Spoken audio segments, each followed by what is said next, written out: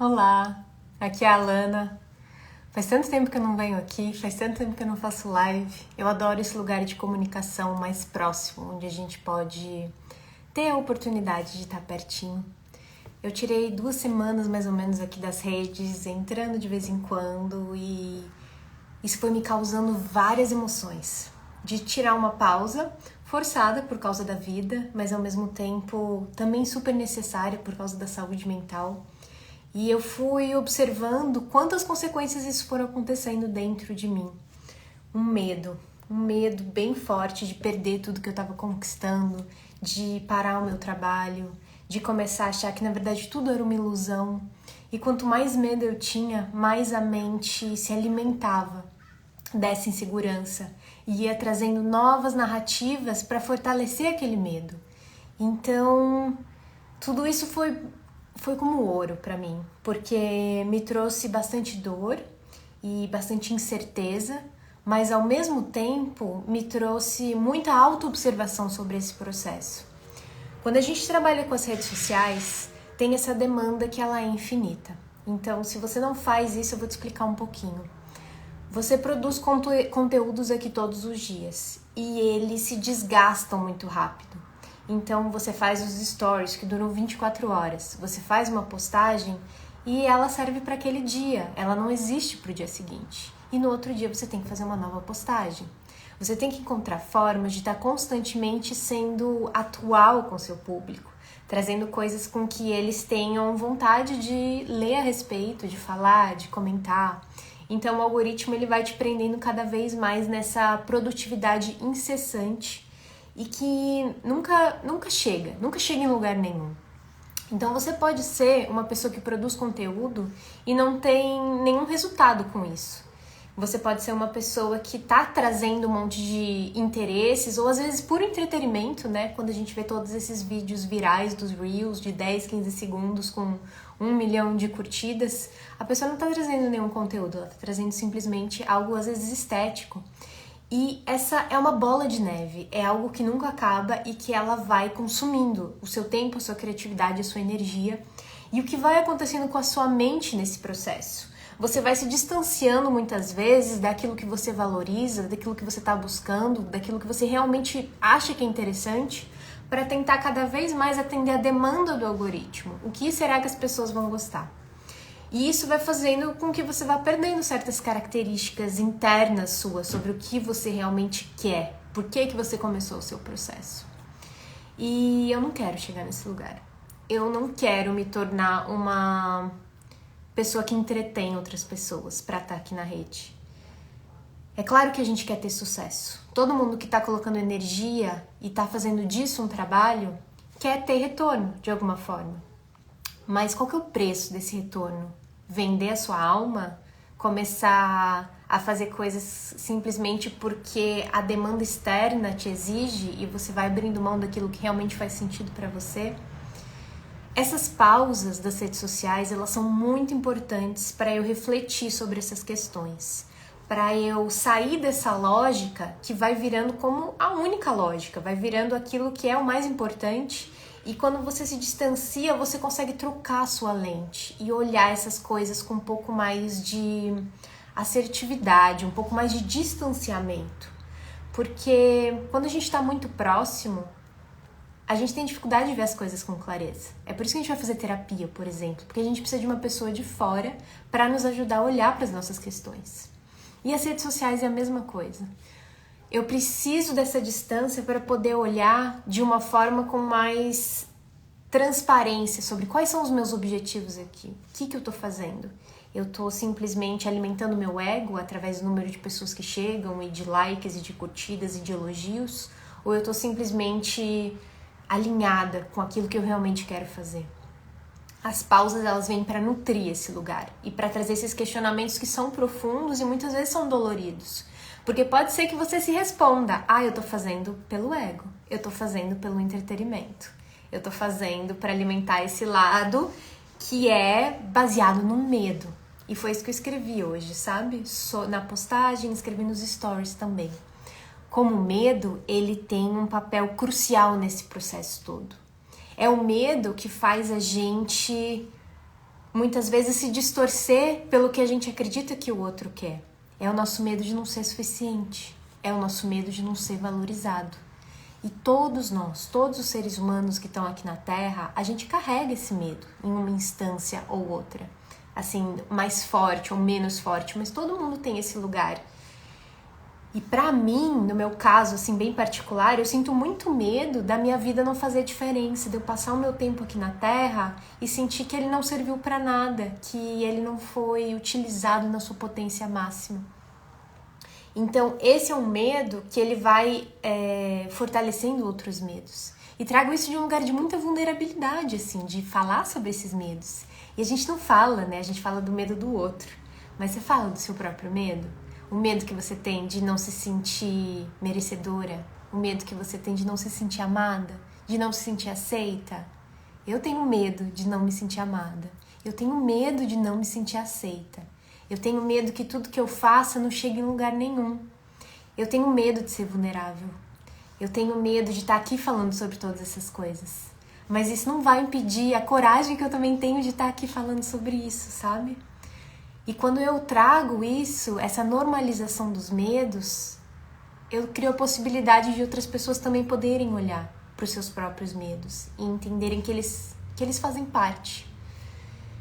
Então, beleza, os medos fazem parte, mas o que a gente faz com esses medos? O quanto eles guiam a nossa vida, as nossas decisões, as nossas ações, as nossas respostas. Outro dia, uma pessoa falou pra mim que existe um site para olhar na minha região aqui todas as pessoas que já tinham cometido algum delito. E ela falou isso num lugar de querer proteger a minha família e principalmente de querer proteger a minha criança, né? Eu gostaria de saber se tivesse alguém que já molestou uma criança na sua vizinhança. Você não gostaria de saber? Ela me perguntou. E eu falei que não, eu não gostaria de saber. Sabe por quê? Porque tem duas lentes que a gente pode colocar na nossa vida, duas lentes principais. Uma lente é a do medo, que é sobre isso que a gente está falando. Se eu começo a ver todas as pessoas que cometeram algum delito contra uma criança na região onde eu moro, o que vai acontecer com a minha lente? Ela vai começar a observar tudo a partir do medo de que algo pode acontecer. Quando a gente fala de a lei de manifestação, quando você começa a observar tudo com a lente do medo, consequentemente você está atraindo todo esse medo porque você começa a vibrar nessa mesma frequência. Então, querendo ou não, é uma forma de você trazer tudo aquilo que você tem medo para você. Aí o medo te paralisa. E aí o medo começa a ser manifestado na sua vida de várias formas concretas. Às vezes através de violências, às vezes através de pessoas que vêm e te xingam do nada, às vezes através de uma pessoa que te corta no trânsito e vai lá e fala uma coisa horrível. Tem várias formas desse medo aparecer na nossa vida de uma forma concreta, que fortalece ainda mais o medo. E a gente vai entrando nesse loop, nessa bola de neve, onde tudo fortalece a nossa visão do mundo. Se a gente está aqui nessa comunidade da Sacred Lobos, tem 8.000 pessoas aqui nessa comunidade buscando uma nova lente, buscando uma outra forma de ver o mundo que não seja a partir desse medo, que não seja a partir dessa dissociação do todo. Eu quero pertencer, eu quero fazer parte do todo, eu quero me sentir segura, me sentir amada. E eu tenho certeza que você também quer. Então, quando eu escolho não alimentar esse medo, eu tô fazendo uma escolha que fortalece o meu espírito. Eu tô fazendo uma escolha que vai criar a minha vida da forma que eu realmente almejo. Isso faz sentido pra você?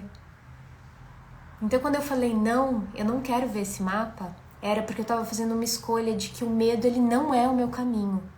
Não quer dizer que eu não tenha ele, porque ele faz parte, é uma parte intrínseca do ser humano, mas eu escolho não alimentá-lo, porque naturalmente ele já encontra alimento dentro da minha mente, dentro das minhas experiências do passado, dentro da minha infância, dentro de tantas coisas lá no meu inconsciente, que muitas vezes eu nem tenho, né, muita voz sobre isso, e a mente encontra várias formas de ter medo.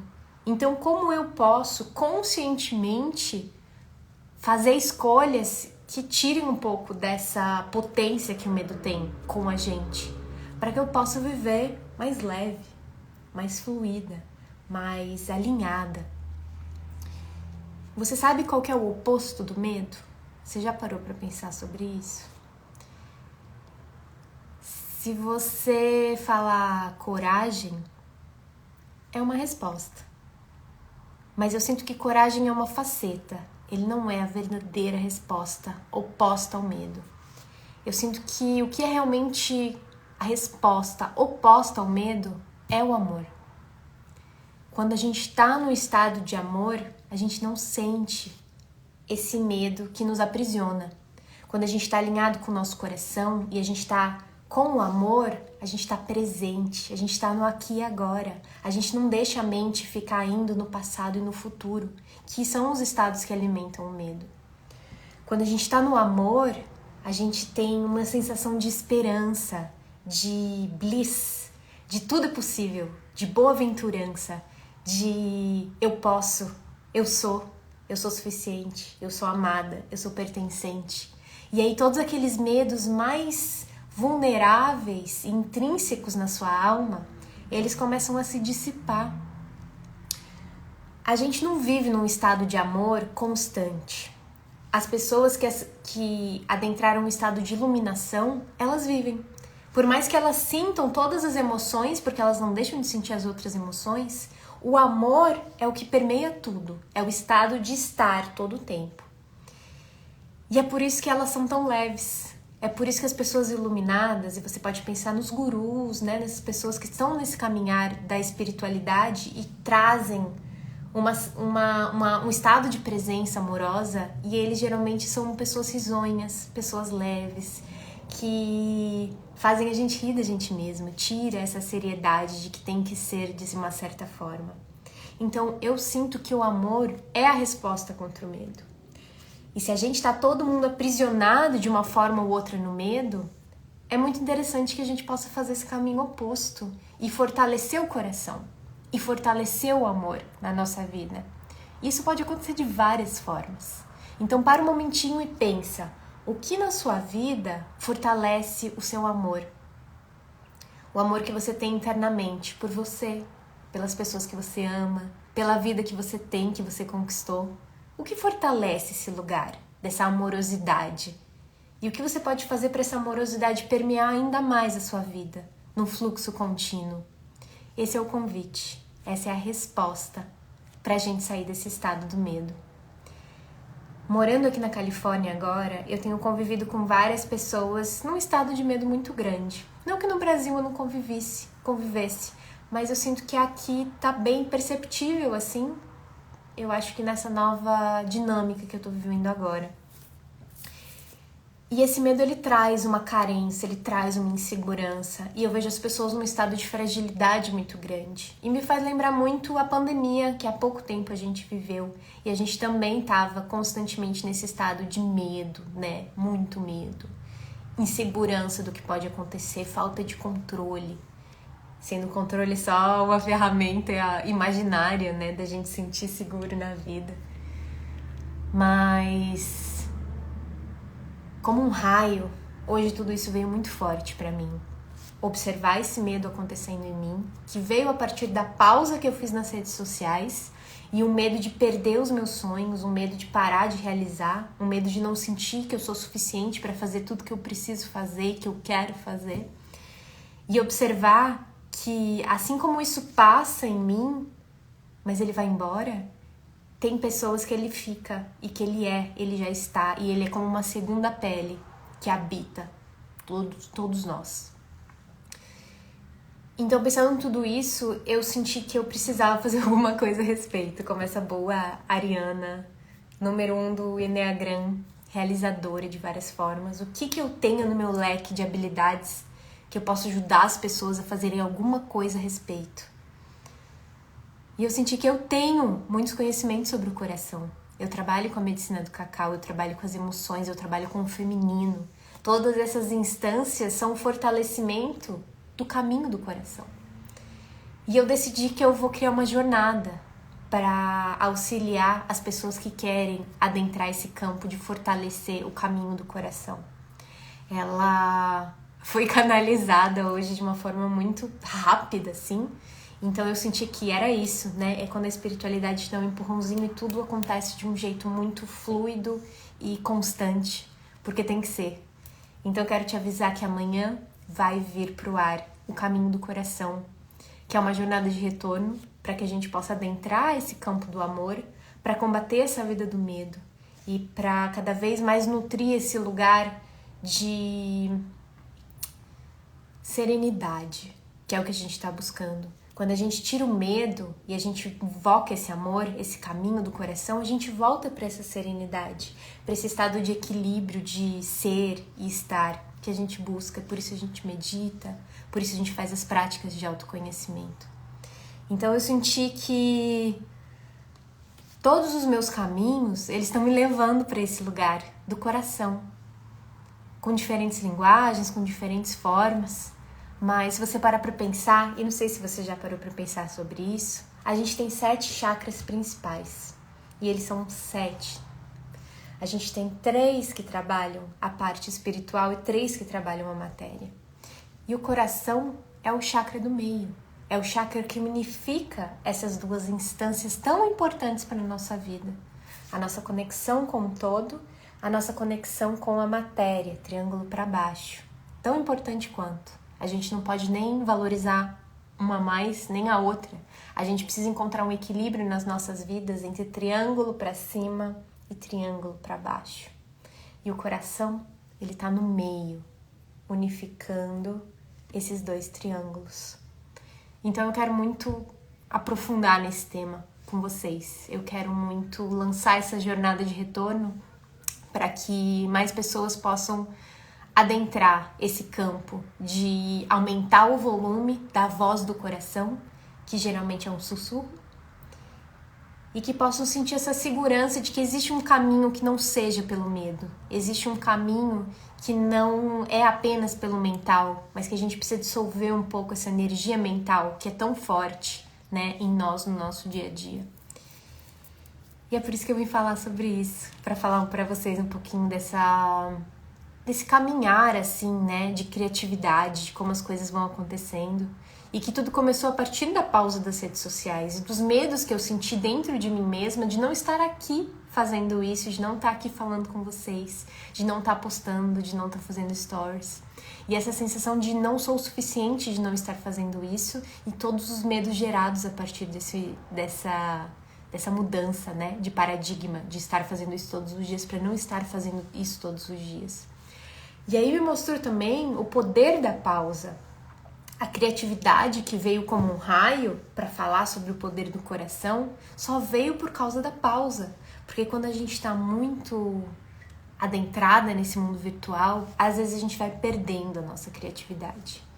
Então, queria muito que a gente normalizasse esses lugares, sabe? De poder pausar e poder alimentar isso também nas pessoas que a gente gosta ou que a gente segue, fortalecendo de que é bem importante para o nosso espírito. Não existe nada na natureza que nunca pausa. É por isso que a gente tem as estações, é por isso que a gente tem os ciclos. E porque nós, como seres humanos, a gente precisa viver nesse lugar de que nunca para, que é sempre mais e está sempre numa ação exacerbada. É muito importante a gente pausar, gente, é muito importante, é muito. E nós, como mulheres, a gente tem um ciclo interno que nos faz pausar, na marra. E isso é muito interessante, porque talvez se a gente não tivesse, assim como os homens não têm, a gente não pararia. A gente viveria nesse sol da meia-noite interno, sempre pra frente, sempre bombando, até cair numa exaustão, ou até cair numa falta de criatividade, poder de criação, porque não está na energia feminina não pausar. Olha aqui as fases da lua. Olha quanto escuro tem nessa imagem. O escuro é a pausa, o escuro é o descanso. E a gente também precisa cultivar isso dentro da gente. O mais interessante de tudo isso é que vieram todas essas coisas pra mim e acredito que no meu último dia, antes de começar um novo ciclo interno, então antes do primeiro dia do meu sangue, antes de entrar na minha lua nova interna, As reflexões, elas estão todas alinhadas. E quanto mais a gente vai vivendo, observando esse mundo interno e fazendo a correlação com as coisas fora da gente, mais a gente observa a sincronicidade perfeita que existe na Terra, no cosmos, no micro, no macro.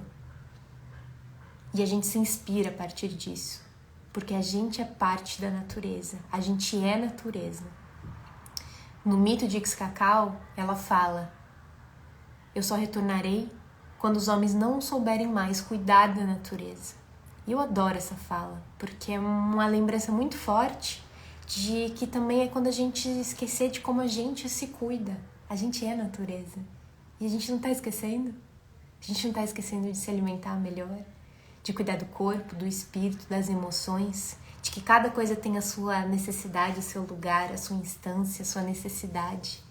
Então eu sinto que uma das grandes missões assim de eu trazer esse trabalho para a materialidade é ajudar as pessoas a criarem esses espaços. E quem sabe até criar esse descanso sagrado, né? Relembrar a importância de tudo isso, falar sobre todos esses ciclos. Então é isso que eu queria compartilhar do fundo do meu coração para você que resolveu aparecer aqui. Amanhã sai essa nova jornada, o retorno do coração, não, o caminho do coração, que é uma jornada de retorno para dentro, para o silêncio, para o mistério.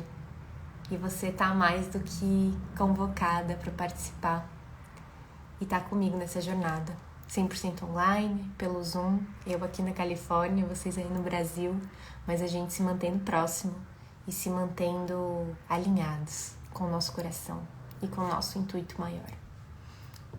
É isso, assim eu falei. Gratidão por me ouvir, gratidão, Aline, que bom que você tá aqui, que bom que a gente tá aqui. E até a próxima, então.